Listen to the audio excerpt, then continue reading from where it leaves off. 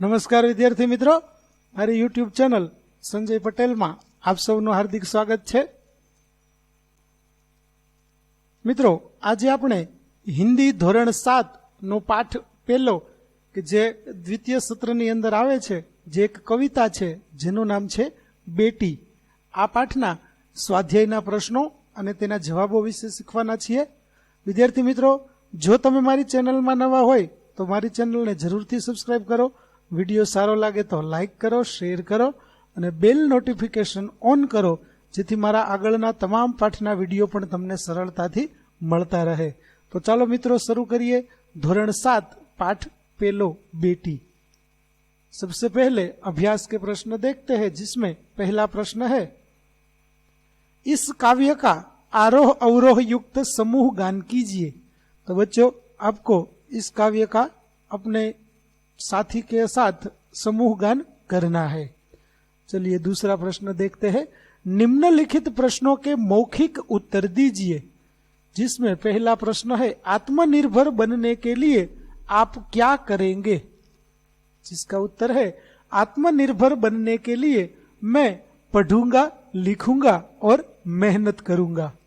दूसरा प्रश्न, बेटी पढ़ लिख कर क्या करेगी? जिसका उत्तर है, बेटी पढ़ लिख कर स्वनिर्भर बनेगी, बेटी पढ़ लिख कर सारी दुनिया को देखेगी और समझेगी। तीसरा प्रश्न, बेटी की तरह आप किसका सहारा बनने के लिए क्या क्या करेंगे?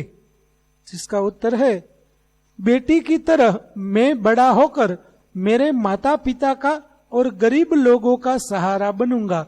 मैं नौकरी कर पैसे कमाऊंगा, माता पिता को मदद करूंगा और कमाई से यथाशक्ति गरीब, अपाहिज और अनाथों को मदद करूंगा।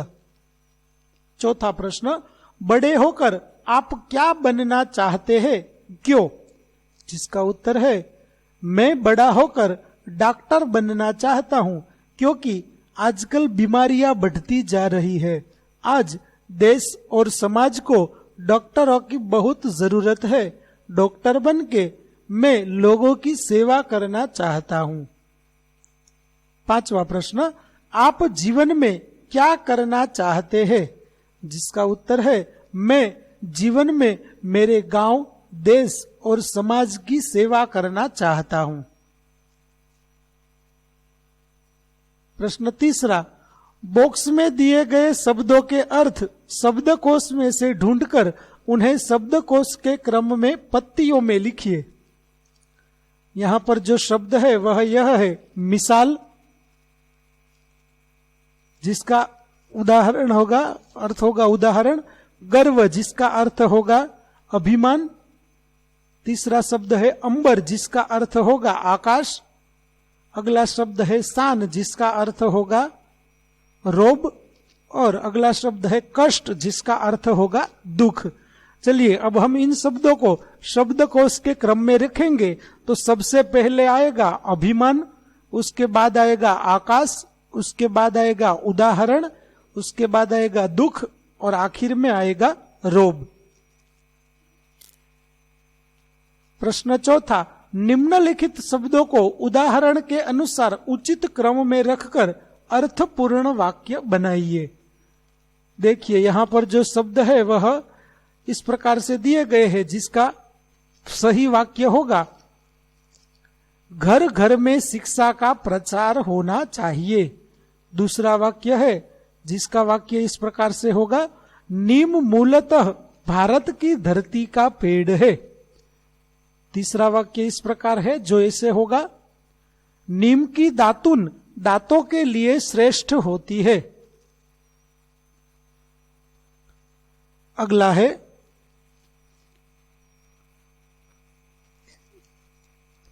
दिया जलाकर दिया रखने में आंगन। जिसका वाक्य होगा, दिया जलाकर आंगन में रख दिया। अगला इस प्रकार होगा, हमें खाने में अधीरता नहीं दिखानी चाहिए। पांचवा वाक्य इस प्रकार है, जो इससे होगा, हमारे व्यवहार में विनम्रता भी होनी चाहिए।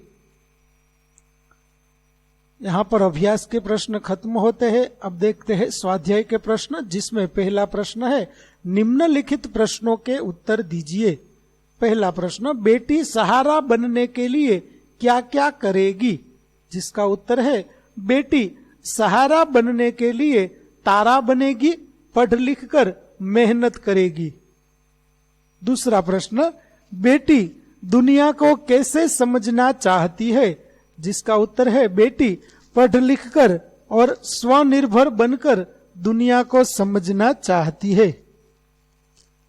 अगला प्रश्न, बेटी तितली बनकर क्या करना चाहती है?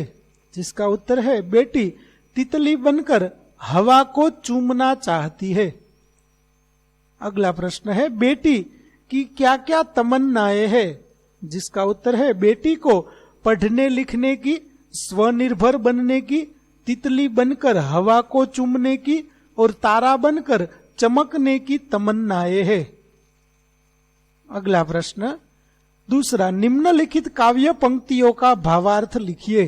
जिसमें पहली पंक्ति है गगन पे चमके चंदा, मैं धरती पे चमकूंगी, धरती पर चमकूंगी मैं उजियारा करूंगी। जिसका भावार्थ होगा जिस तरह चंदा आकाश में चमक कर रात को उजियारा करता है, उसी तरह बेटी धरती पर अपने ज्ञान से उजियारा करना चाहती है। दूसरी पंक्ति है पढ़ूंगी लिखूंगी मैं मेहनत करूंगी, अपने पांव चलकर मैं दुनिया को देखूंगी, दुनिया को देखूंगी मैं दुनिया को समझूंगी। जिसका अर्थ होगा बेटी पढ़ लिख कर बड़ा बनने और बहुत मेहनत कर स्वनिर्भर बनने को कहती है। वह पढ़ लिख कर और स्वनिर्भर बनकर दुनिया को देखेगी और समझेगी। तीसरा प्रश्न, उदाहरण के अनुसार विलोम शब्द का प्रयोग कीजिए। देखिए यहां पर उदाहरण है सफल, जिसका विलोम शब्द होगा असफल। तो उसका अर्थ है तेनसिंग एवरेस्ट पर पहुंचने में सफल हुए। कई बार मेहनत करने पर भी आदमी असफल होता है। दोनों के हमने वाक्य बनाए। अब चलिए आगे देखते हैं। आकाश और धरती, जिसमें पहले आकाश का वाक्य, आकाश में काले काले बादल छा गए, धरती पर हरियाली हो गई। दूसरा है उजियारा और अंधेरा, जिसमें उजियारा का दिन को उजियारा होता है और अंधेरे का रात को अंधेरा होता है। अगले शब्द है इधर उधर, जिसमें इधर सब लोग बैठे हैं और उधर सब लोग काम करते हैं। भलाई और बुराई, जिसके वाक्य हो गए हमें जीवन में भलाई के काम करने चाहिए और हमें जीवन में बुराई के काम नहीं करने चाहिए। पाना खोना, जिसका वाक्य होगा महेश का मकसद जीवन में धन पाना है, किसी का मकसद धन खोना नहीं होता। अगला है घोड़ा तो घोड़े, वचन परिवर्तन करके वाक्य में प्रयोग कीजिए। जिसमें पहला है घोड़ा दौड़ रहा है, दूसरा वाक्य होगा घोड़े दौड़ रहे हैं।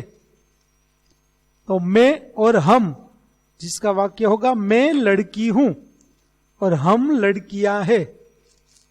बच्चे, उसका वचन परिवर्तन होगा बच्चा, जिसके वाक्य बनेंगे बच्चे मैदान में खेल रहे थे और बच्चा मैदान में खेल रहा था।